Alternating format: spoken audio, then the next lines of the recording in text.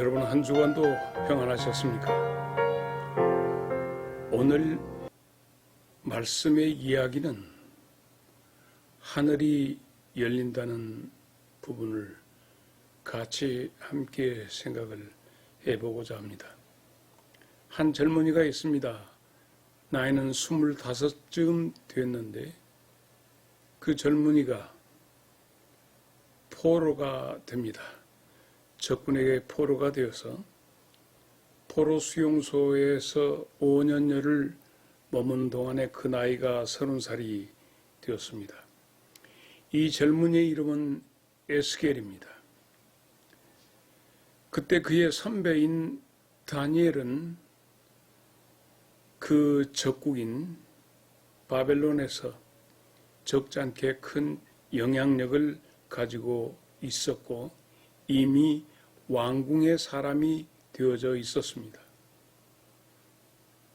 이에 비해서 에스겔은 포로 수용소에서 거하고 있었습니다. 이때의 이 에스겔, 젊은 제사장의 어떻게 그 시대 속에서 그는 포로가 되었던가 하는 부분은 열왕기하 24장 10절부터 14절에 자세하게 그 시대 상황이 묘사되어져 있습니다. 어느 시대나 우리가 일상을 살면서 시대적인 물음이 있기 마련입니다. 그 시대가 어떠하며 사람들에 의해서 조성되는 인간 생활의 척박함, 힘겨움, 혹은 자연재해로 인해서 살기가 너무 어렵게 되었을 때 그 시대는 하늘을 향해서 그리고 현인을 향해서 묻게 됩니다. 오늘 여기 에스겔은 그 시대 상황 속에서 시대의 물음에 대해서 대답해야 할 위치에 있었습니다. 절망하고 절망해서 아무런 희망을 찾아볼 수 없는 그들은 하늘을 향해서, 땅을 향해서, 그리고 사람을 향해서 묻게 됩니다. 이것이 시대 사료입니다. 오늘 우리가 살고 있는 시대는 2023년 7월 마지막 주간을 살고 있습니다. 기드온 시대, 사사시대의 기드온은 그 시대의 물음을 가지고 울부짖으면서 포도주를 만드는 그 즙틀에서 밀타작을 하다가 하나님의 사람을 만나게 되었고 하나님의 사람이 그에게 큰 용사여 네가 미디안의 손에서 백성들을 구원하게 되리라 하는 메시지를 들었을 때 그는 그 시대의 물음을 그대로 하나님의 사람에게 얘기하게 됩니다. 하나님이 우리를 버리셨고 그 버리셨다는 증거는 우리가 이렇게 삶이 팍팍하다라고 하는 것을 얘기하는 것을 우리는 들여다볼 수 있습니다. 역시 오늘 바벨론에 의해서 포로로 잡혀가고 말씀드린 것처럼 열왕기하 24장에 나타난 시대적인 상황이 모든 임금과 문무백관과 엘리트 집단들 그리고 필요하고 아무런 생산 능력이 없는 그저 들 짐승과 같은 백성들만 좀 남겨놓고 다 쓸어가 버리는 그곳에서 백성들은 절망하고 탄식하면서 물음을 갖게 되는데 당시의 민족의 지도자였던 제사장들에게 이 물음을 묻게 됩니다. 정말 하나님은 계신가? 계신다면 왜 우리가 지금 이런 꼴이 되었는가? 그 하나님은 전능하신가? 그렇다면 그 전능하신 분이 이렇게 바벨론에게 이렇게 우리가 이 정도 지경이 되었는데 하나님이 전능하시다는 의미가 이 시대에 어떻게 해석할 수 있겠는가? 전능하신 하나님이 이렇게 무능할 수 있겠는가 하는 물음을 갖게 됩니다. 하나님은 우리와 함께 임마누엘 하시겠다고 하신 하나님의 다스림은 도대체 무엇인가? 하나님이 우리와 함께 계신다고 하는 것 어디가 있겠는가? 에스겔이여 대답을 하라. 제사장이니까 젊지만은 네가 우리에게 얘기해 줘야 한다. 그리고 우리가 떠나서 황폐화 되어버린 그 가나안은 뭐냐? 복지였지 않느냐? 복된 땅이었는데 그 땅이 그렇게 황폐하게 되었는데 지금 우리가 살고 있는 이곳 바벨론, 이곳은 어떠하냐? 오늘 그러한 우리에게 미래는 있는가? 등등의 많은 시대적인 물음에 대해서 에스겔은 대답해야 합니다.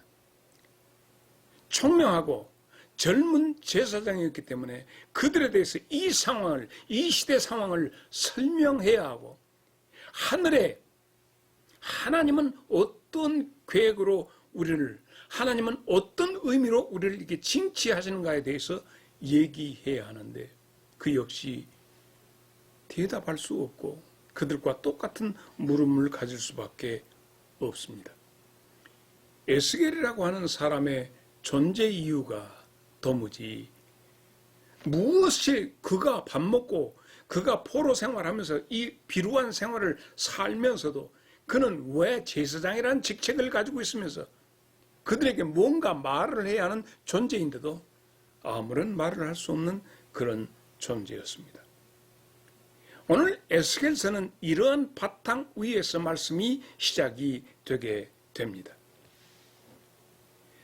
5년이 지나고 4년이 지난 다음에 포로로 잡혀와서 5년이 지난 다음에 넷째 달 6일에 초닷새에 그에게 일어난 말씀이 에스겔 1장 1절로 3절에 있는 말씀입니다. 30째 30년째 해 넷째 달 초닷새에 내가 그발 강가에 사로잡힌 자 중에 있을 때에 그런 정황에 이 대답해야 할 시대 물음에 대답해야 할 영적인 지도자인 에스겔에게 하늘이 열렸다 하는 말씀입니다. 하늘이 열리고 어디서 열렸습니까? 포로로 잡혀 있는 그발 강가에서 포로로 잡힌 많은 사람들이 거기에서 운집해서 생활하고 있는 그곳에서 그에게 하늘이 열렸다 하는 얘기입니다. 오늘 우리도 역시 시대적인 물음을 가지고 이 시대에서 이 시대가 자꾸 우리에게 듣고자 하는 물음을 가지고 있는 이때 2023년을 살아가는 7월 말을 살아가는 우리들에게 이 시대는 묻고 있습니다. 내가 지금 병원에 있든지 내가 안방에 있든지 내가 일터에 있든지 내가 나무 그늘에 있든지 뙤볕 아래에 있든지 몸부림치는 인생들이 우리 모두에게 묻는 물음이 있습니다. 에스겔은 답답한 지경에 있었는데 그에게 하늘이 열린 겁니다. 하늘이 열리며 이 모습, 어떤 모습이 보았죠? 하나님의 모습이 보았다. 여호야긴 왕이 사로잡힌 지 5년 그달 초닷새라. 갈대아 땅 그발 강가에서 여호와의 말씀이 부시의 아들 제사장 나 에스겔에게 특별히 임하고 여호와의 권능이 내 위에 있으니라. 너무 멋지지 않습니까? 하늘이 열리고 어떻게 하나님의 모습이 내게 보였다로 시작되는 에스겔 제1장 1절부터 시작되는 3절까지의 그 내용을 우리는 어떻게 받아야 할까요? 백성들의 부르짖음이, 백성들의 탄식이 가득 담겨있는 골물대로 골문 농이 잡혀있는 그런 정도의 지경에 갑자기 하늘이 열리듯이 그 농주머니가 터지듯이 하나님이 하늘문을 여시고 에스겔에게 나타나신 겁니다. 그리고는 에스겔서를 다 보십시오. 자세히 읽어봐보세요. 하나님의 폭포수같이 쏟아지시는 하나님의 메시지가 있습니다. 그 백성들의 물었던 시대 물음에 대하여 폭포수처럼 하나님이 그들에게 답을 하고 계십니다. 에스겔은 정신없이 하나님의 말씀의 모음들을 기록해서 전달하기 시작합니다. 하나님이 얼마나 답답해 하셨던가, 이 원인이 무엇이며 현상이 무엇이며 앞으로 어떻게 될 것인가, 하나님의 그 답답하심을 에스겔에게 열린 하늘을 통해서 에스겔에게 쏟아 부어 주시는 겁니다. 오늘 우리가 살고 있는 대한민국에 대해서 우리는 어떻게 대답을 해야 할 것인가 하는 것입니다. 대통령의 지지율 이것 떠나서 이 대통령이 백성들이 뽑아서 대통령으로 뽑은 대통령, 우리는 정말 잘 뽑았는가라고 하는 후회도 일어나면서 대통령의 지지율, 혹은 우리가 뽑은 정치 지도자들의 행태, 그들이 가지고 있는 그들의 내면 속에 있는 사대주의 사상, 미국, 일본 아니면 도저히 우리 민족의 운명이 풍전등화같이 죽을 수밖에 없다는 공포감이 그 속에 자리 잡고 있습니다. 우리나라가 군사대국으로서 세계 제6번째 강대국이랍니다. 그런데 그 6번째란 세계 6번째들은 막강한 군사력을 가지고 있음에도 불구하고 힘은 있으되 주권이 없는, 군사력 주권이 없는, 모든 작전 통제까지라도 미국이 할 수밖에 없고, 하다못해 핵의 오염수를 바다에다 쏟아붓는다 할지라도 눈치 보면서 제대로 안 된다, 쏟아내면 우리 어민들이 죽는다 하는 말조차 할 수 없는 집권 여당의 모습들, 사대주의가 우리나라 정치 지도자들의 정신 속에 자리 잡고 있습니다. 민족주의를 얘기하면 진보요 빨갱이라고 얘기를 하고, 인류애로 접근하면 그 모든 것에 대해서 무기력하고 정말 지나친 진보, 이상주의자로, 초월주의자로 얘기해 버립니다. 정치 이야기를 넘어서 정작 우리나라에 지금 우리가 살고 있는 이 땅의 영적 지도자들의 행태는 어떠한가? 위로부터 모든 것 다 할 것 없이 어디에 있는가? 혹자는 SNS 이것이 시스템이 잘 되니까 너나 할 것 없이 다 나와서 기성교회를 욕하고 공격하고, 목사들은 다 사기꾼이다, 교회는 썩었다, 모든 기존 아름다운 교회의 그런 행태에 대해서 공격함으로 자기 존재감을 드러내면서 제살 깎아먹는 그런 이들이 등장하고 있습니다. 이쯤에서 우리는 물어야 합니다. 교회의 존재 이유가 무엇인가로. 교회는 왜 존재해야 하는가? 교회를 위한 교회가 되어서는 안 됩니다. 교회는 왜 존재하는가? 하나님을 찾고자 하는, 하나님이 찾으시고자 하는 그 영혼 한 사람 한 사람을 건져내는 구원선이기 때문에 그 목적성을 잃어버리면 안 됩니다. 하나님이 찾아오시는 자들이 어디 있는가 보세요. 요한복음 4장 23절에 하나님은 이렇게 예배하는 자를 찾아오신다고 했습니다. 누구를 위한 교회인가? 사람을 살리기 위해서 한 영혼이라도 살려서 하나님의 사람을 만들어내고자 하는 그런 마음이 있어야 합니다. 그래서 하나님이 말밥통에까지 오시면서 사람들을 살리러 오셨습니다. 소외된 자들을 살리러. 그리고 죽으셨습니다. 교회는 그런 한 사람 한 사람의 영혼, 잃어버린 양을 찾았다 하고 외치는 목자의 희열이 있어야 할 곳이 교회입니다. 개개인을 살려야 합니다. 집단을 살리는 공동체가 아니라 개개인 한 사람 살려내는, 하나님의 나라를 온전하게 살려내는 것입니다. 교회를 살리는 것이 아니라 사람을 살리는 것이 교회가 되어야 합니다. 교회가 옛날에는 종을 땡땡 울렸습니다. 나는 오늘 아침 이 말씀을 생각하면서 누구를 위하여 종은 울리고 있는가? 누구를 위하여 종은 울리는가? 뉴질랜드에 있는 우리 가족들의 소식을 듣습니다. 뉴질랜드는 지금 겨울입니다. 우리는 여름입니다. 이곳은 지금 막 폭우가 쏟아지고 홍수가 나고 산사태가 나고 이렇게 해서 난리가 났습니다. 이쯤에서 교황은 로마 교황청에서는 자연 현상에 대해서 재해에 대해서 기후 이상으로 인한 자연 재해로 정하고 기후 문제를 함께 논의하자 그래 나옵니다. 어찌됐든 뉴질랜드는 지금 겨울에 있습니다. 뉴질랜드는 남섬이 더 춥습니다. 우리는 남방이니까 남쪽이 더 춥고 북섬은 적도에 가까우니까 따뜻합니다.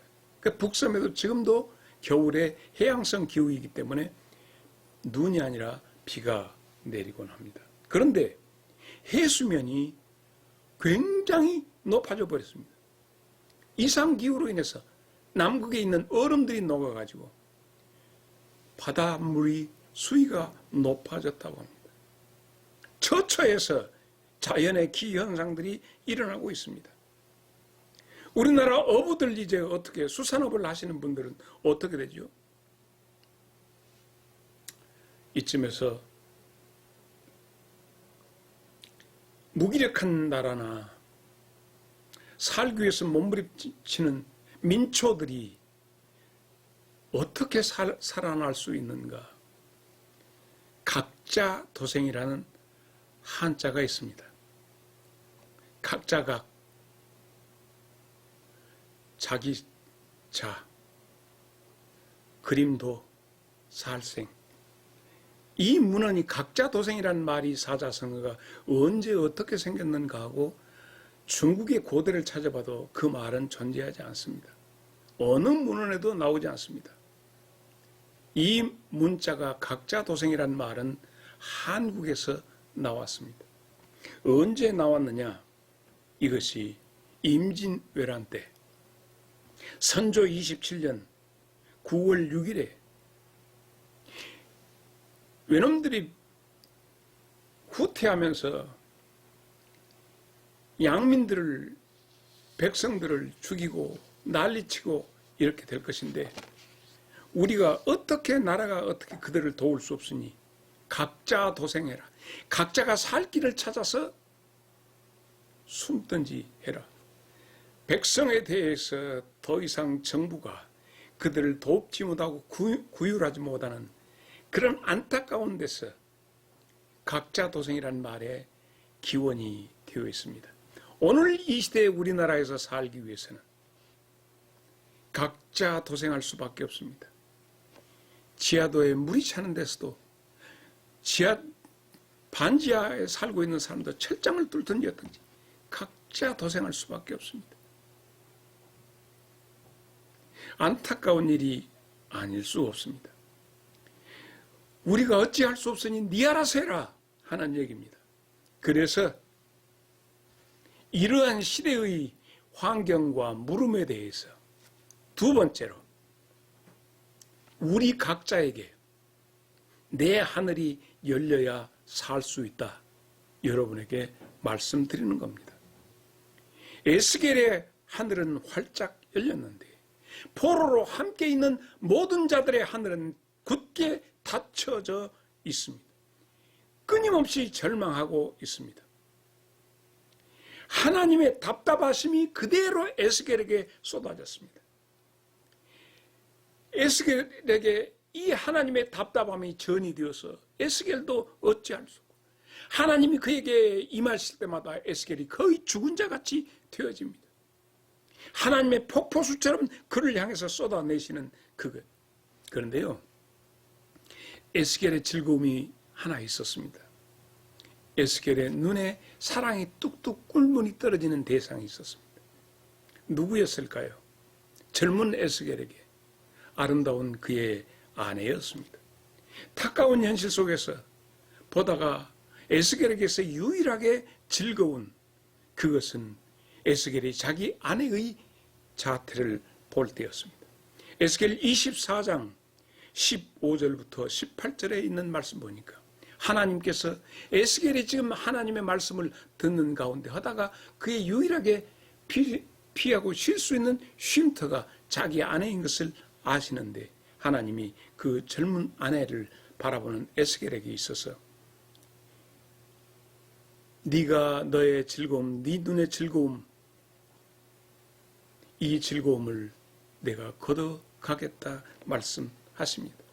결국 아내의 거기에서 에스겔의 젊은 아내의 죽음을 한데 그 죽음을 통해서도 슬퍼하거나 울지도 못하게 하십니다.